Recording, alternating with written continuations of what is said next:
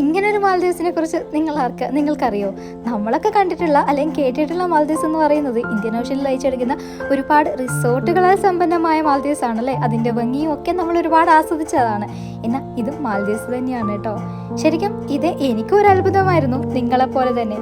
ഇന്നിൻ്റെ ആധുനിക സൗകര്യങ്ങളൊന്നുമില്ലാതെ, നാഗരികതയുടെ കടന്നുകയറ്റമില്ലാതെ, പൊല്യൂഷൻ ഇല്ലാതെ തികച്ചും വിജനമായിട്ടുള്ള ഒരു സ്ഥലം അത് തന്നെയാണ് കേട്ടോ മാൽദീവ്സിലെ ജനവാസമുള്ള ദ്വീപുകൾ എന്ന് പറയുന്നത്. ഇവിടെ എങ്ങനെയാണ് സർവൈവ് എന്ന് ചോദിച്ചു കഴിഞ്ഞാൽ ഒരു 2-3 ദിവസമൊക്കെ നമുക്ക് പറ്റും കേട്ടോ. അത് കഴിഞ്ഞാൽ ഇത് നമ്മളെ മാനസികാരോഗ്യത്തെ കാര്യമായി തന്നെ ബാധിക്കും. ഇതേ നോക്കിയേ, ഇവിടുത്തെ റോഡാണ്.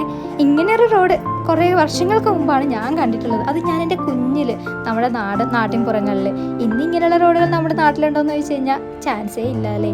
ഇതേ അത് കാണുന്നത് കശിക്കുകയാണ് കേട്ടോ. വവ്വാലുകളുടെ പ്രിയ ആഹാരമാണ്, മനുഷ്യനത് ഭക്ഷ്യയോഗ്യമല്ല. ഇവിടെ എങ്ങനെയാണ് ജീവിക്കുക, അല്ലെങ്കിൽ ഇവിടുത്തെ സർവൈവൽ എങ്ങനെയാണെന്ന് എല്ലാവരും ചോദിക്കാറുണ്ട് കേട്ടോ. ഒരു നാണയത്തിൻ്റെ 2 വശങ്ങൾ പോലെ നല്ലതും മോശവുമായിട്ടുള്ള ഒരുപാട് കാര്യങ്ങൾ ഇവിടുത്തെ ഐലൻഡ് ജീവിതത്തിലുണ്ട് കേട്ടോ. അതിൽ നല്ലതിൽ നിന്ന് തന്നെ നമുക്ക് തുടങ്ങാം. ആദ്യത്തേത് നല്ല ഫ്രഷ് ആയിട്ടുള്ള നല്ല പിടയ്ക്കണ മീൻ കിട്ടും കേട്ടോ ഇവിടെ. അതുകൊണ്ട് തന്നെ ഇവിടുത്തെ പ്രധാന ആഹാരവും ഈ മീൻ തന്നെയാണ് കേട്ടോ.